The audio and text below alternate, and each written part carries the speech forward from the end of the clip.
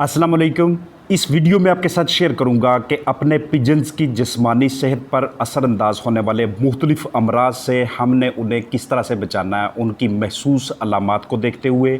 या फिर अगर वही अलामात आपको अपने इन कीमती पिजन्स के अंदर नज़र आती हैं तो उनका आपने इलाज किस तरह से करना है, इस हवाले से बात होगी ताकि आपको फिलफोर या पेशगी वक़्त इन ज़रूरी अशिया का मुकम्मल इल्म हो जिनका इस्तेमाल हमारे कबूतरों की जिस्मानी सेहत की बहाली में अपना किरदार बखूबी अदा कर सके। अगर कबूतर दिन ब दिन कमज़ोर होते जा रहे हैं, आपको उनमें सोकड़ा की शिकायत नज़र आती जा रही है, तो इसका मतलब ये होता है कि अगर तो वो सही तरीके से खुराक खा पी रहे हैं, उसके बावजूद जिस्मानी वज़न नीचे की जानब आ रहा है, तो ये जिस्म के किसी भी हिस्से में ख़ास तौर पे उनकी आंतों के अंदर मौजूद कीड़ों की वजह से होता है, जिन्हें हम वर्म्स का नाम देते हैं, जिनके लिए हम ऐसा डिवर्मर इस्तेमाल करते हैं कि जो फौरी तौर पे 24 घंटे, 32 घंटे या 48 घंटों के अंदर अंदर उनके जिस्म से वही कीड़े बाहर निकाले। अगर कीड़ों की वजह से ये कमज़ोरी नहीं है, उनके जिस्म के अंदर कोई दूसरा इन्फेक्शन है, तो उस सूरत में आप अमाइनो एसिड्स, विटामिन्स और इलेक्ट्रोलाइट्स का एक अमेज़ा इस्तेमाल करेंगे, जिसे हम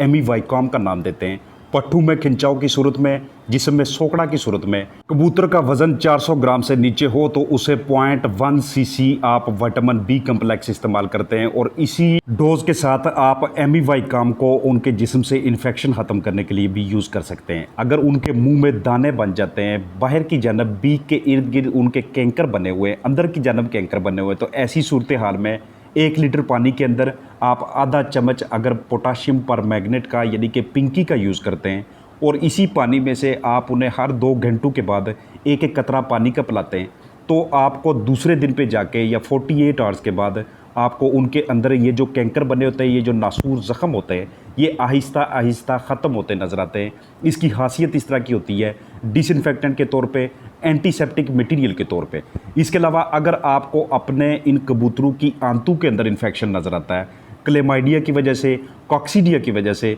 या फिर हेक्सामेटा जैसी प्रॉब्लम्स हों, तो ऐसी सूरत हाल में 1 लीटर पानी के अंदर आपने आधा चम्मच हल्दी को मिक्स करके ये वाला पानी आपने अपने उन कबूतरों के आगे रख देना है कि जिनकी आंतों में इन्फेक्शन हो, कि जिनको दिन ब दिन जिनका जिस्मानी वज़न नीचे आता जाए। ये वाली बहुत ही ज़बरदस्त प्रैक्टिस है कि आपने जहाँ पे कबूतर रखे हुए, अगर आप चाहते हैं कि उनके जिस्म के ऊपर कीड़ियाँ हमलावर ना हों, उनके जिस्म के ऊपर की जानब मौजूद परों को डैमेज ना पहुँचे, तो ऐसी सूरत हाल में आप परमेथ्रिन का इस्तेमाल कर सकते हैं, या फिर वहाँ पे आप वुड ऐश का यूज़ करके, या फिर डाई एटोमेशियस अर्थ का इस्तेमाल करते हैं। इन तमाम चीज़ों में से किसी भी एक को यूज़ करके आप वहाँ पे इसका थोड़ा थोड़ा सा छिड़काव करवाएं, जहाँ पे आपके कबूतरों ने आके बैठना है या जहाँ पे उनका रात को मस्कन होता है। तो ऐसी सूरत हाल में उनके जिस्म के ऊपर से, उनकी स्किन के ऊपर मुख्तलिफ़ अक़साम के जो डैमेजेस होते हैं, फ्लाइज़ की वजह से, लाइसिस की वजह से, माइट्स की वजह से, उन्हें बखूबी कंट्रोल किया जा सकता है और अपने इन पिजन्स को इस तरह के मसाइल से बचाया जा सकता है।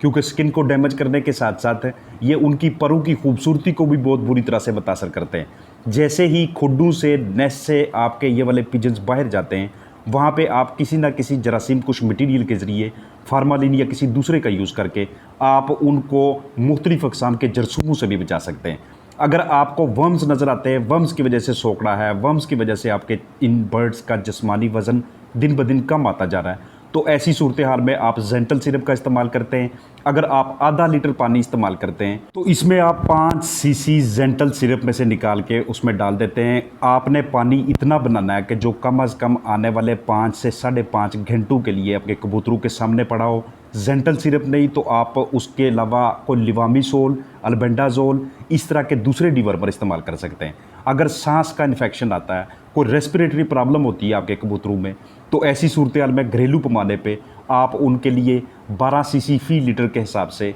सेब का सिरका यानी कि एप्पल साइडर विनेगर का इस्तेमाल करते हैं। ये आपके कबूतरों के न सिर्फ हाजमे के लिए बेहतरीन है, बल्कि मुख्तलिफ़ अक़साम के रेस्पिरेटरी प्रॉब्लम से भी दूर रखता है। अगर किसी वजह से आपके इन पिजन्स को क्लेमाइडिया की प्रॉब्लम हो जाती है या फिर उनके जिस्म के अंदर फंगस चली जाती है, तो ऐसी सूरत हाल में पेंसार से आपको कॉपर सल्फेट दस्तयाब होता है। इसे आप खुराक के ऊपर भी स्प्रे कर सकते हैं, इसे आप उनके पानी का भी हिस्सा बना सकते हैं। बेहतरीन किस्म की एंटीबायोटिक के तौर पे एमॉक्सिल आपको दस्तयाब होती है, ये भी आप अपने इन बर्ड्स को किसी भी इन्फेक्शन में दे सकते हैं। ब्रीडिंग पर्पज़ के लिए इस्तेमाल करने वाले जो पिजन्स होते हैं, उनमें एवियन का यूज़ करना इंजेक्शन की सूरत में या टैबलेट की सूरत में, ये बहुत ज़्यादा हेल्पफुल होता है। अगर आपके पिजन्स की सही तरह से ब्रीडिंग ना हो पा रही हो। इसके अलावा अगर हाजमे की प्रॉब्लम बनती है, किसी वजह से आपके कबूतर ठीक तरह से खाते पीते नहीं हैं, तो ऐसी सूरत हाल में बेकिंग सोडा दो मकासद के लिए इस्तेमाल होता है। एक तो उनके निज़ाम इंहज़ाम को ठीक करने के लिए, और दूसरे नंबर पे अगर उनकी वेंट ख़राब होती है,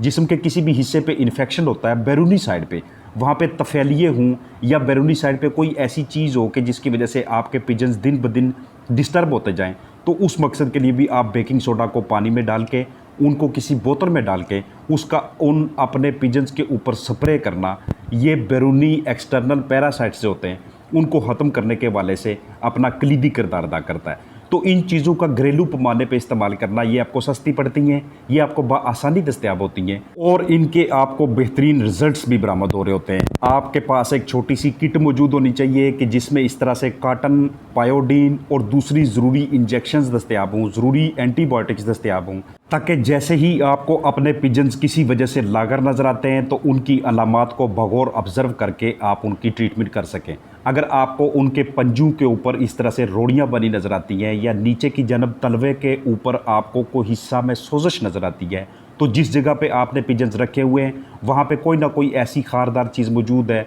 वहाँ पे कंकरियाँ मौजूद हैं, वो बेडिंग, वो वाला मटेरियल, वो जगह, वो नेस्टिंग मटेरियल या नेस्ट बॉक्स उनके लिए उस तरह से कंफर्टेबल नहीं है। इस तरह से इनके परों को खोल के अंदर की जानब कीड़ियों को देखिएगा, लाइसिस को देखिएगा, माइट्स को देखिएगा। ये वो चीज़ें हैं कि जो बैरूनी तौर पे आपके पिजन्स के खून को चूस के उसको आस्ता आस्ता अनीमिक कर देते हैं। यानी कि अनीमिक करने का मतलब ये है कि खून की कमी होना, और ब्लड के अंदर मौजूद जितनी भी ऐसी चीज़ें होती हैं कि जो कि आपके पिजन्स की इम्यूनिटी को, उसकी क़ुव्वत मुदाफ़त को बनाए रखती हैं, उनकी कमी होने की वजह से अब आगे चल के पिजन्स मुख्तलिफ मसाइल का शिकार होते हैं। ख़ासतौर पे जो फ्लाइंग पिजन्स होते हैं उनके पेक्टोरल मसल्स बहुत ज़्यादा वीक हो जाते हैं, बहुत ज़्यादा कमज़ोर हो जाते हैं। लिहाजा आपने सबसे ज़्यादा फोकस इस चीज़ पे रखना है कि आप अपने कबूतरों को जिस माहौल के अंदर, जिस एनवायरनमेंट के अंदर रख रहे हैं, वहाँ पे अंदर मौजूद जितनी भी चीज़ें हैं उसमें से कोई ऐसी चीज़ ना हो कि जो उनके लिए डैमेजिंग हो। इर्द गिर्द जो जगह मौजूद है वहाँ से उनके पास कोई डस्ट का ज़रिया नहीं पहुँचना चाहिए, क्योंकि डस्ट का आपके पिजन्स के करीब पहुँचना ये आस्ता आस्ता उन्हें सांस के मसाइल की तरफ लेके जाता है। अपने पिजन्स की आइज़ को रोज़ाना की बुनियाद पे ऑब्ज़र्व किया करें, क्योंकि आइज़, उनकी टांगें, उनकी बीक और आइज़ के इर्द गिर्द का जो एरिया होता है, जैसे ही आपके पिजन्स किसी बीमारी की तरफ जाते हैं तो इनकी कलरेशन, इनकी रंगत की तब्दीली का होना, ये आपके लिए इंडिकेशन होनी चाहिए, निशानदेही होनी चाहिए कि हमारे पिजन्स किसी न किसी मसले की तरफ जा रहे हैं। हमेशा आपके साथ यही शेयर कर रहा होता हूँ कि आपने अपने पास कोई भी नस्ल रखी हुई है, उनके इलाज से बेहतर होता है कि आपके पास एहतियाती तदाबीर होनी चाहिए, आपके पास प्रिवेंशन का पूरा चार्ट होना चाहिए। अगर आप वेंट को देखते हैं, वेंट उनकी हल्की सी पिंकिश होनी चाहिए, थोड़ी सी मॉइस्ट होनी चाहिए। जो भी बर्ड आपके किसी बीमारी की तरफ, किसी आर्जे की तरफ जा रहे होते हैं, उनकी वेंट के ऊपर भी आगाज़ से ही वहाँ पे आपको ड्राईनेस सी फील होना शुरू हो जाती है। इसके अलावा जो नेरीज़ होती हैं, जो बिल्कुल बीक के ऊपर वाला हिस्सा होता है, वहाँ पे जैसे ही कोई आपका पिजन नज़ला ज़ुकाम की तरफ जाता है या इस तरह के मसाइल लाहक होते हैं, तो वहाँ पे आपको हल्की हल्की सी रतूबत नज़र आना शुरू हो जाती है, वहाँ से हल्की हल्की सी राल नज़र आना शुरू हो जाती है। ख़ास तौर पे रात के वक्त जब आपके पिजन्स रेस्टिंग स्टेज पे होते हैं, जब इर्द गिर्द किसी किस्म का कोई शोर नहीं होता, तो उस हालत में आप अगर उनकी आवाज़ें सुनने की कोशिश करते हैं तो कोई एक भी ऐसा पिजन कि जिसके अंदर कोई जिस्मानी इन्फेक्शन आगे चल रहा होगा, उसकी आपको इस तरह की एबनॉर्मल किस्म की वॉइसेस सुनाई देंगी कि जहाँ से आप इन्हें फौरी तौर पे पकड़ सकते हैं। इसलिए अपने बर्ड्स का रोज़ाना की बुनियाद पे या दिन के किसी भी टाइम पे इस तरह से इंस्पेक्शन करना, उनकी सेहत का मुआयना करना, उनके जिस्म के मुख्तलिफ हिस्सों को चेक करना, ये आपकी रेगुलर एक्टिविटीज़ के हिस्सा होनी चाहिए, उनमें ये शामिल होनी चाहिए। क्योंकि एक दो दिन भी अगर आप डिले कर जाते हैं, लेट हो जाते हैं किसी मर्ज़ को पकड़ने में और फिर उसको वक्त के साथ साथ महसूस तरीके से ट्रीट करने में, तो यही अर्ज़ा आगे चल के बढ़ता जाता है और आपके इन बर्ड्स में वो वाली प्रॉब्लम उस स्टेज पे पहुंच जाती है कि जहां पे आपको उसके लिए ट्रीट करना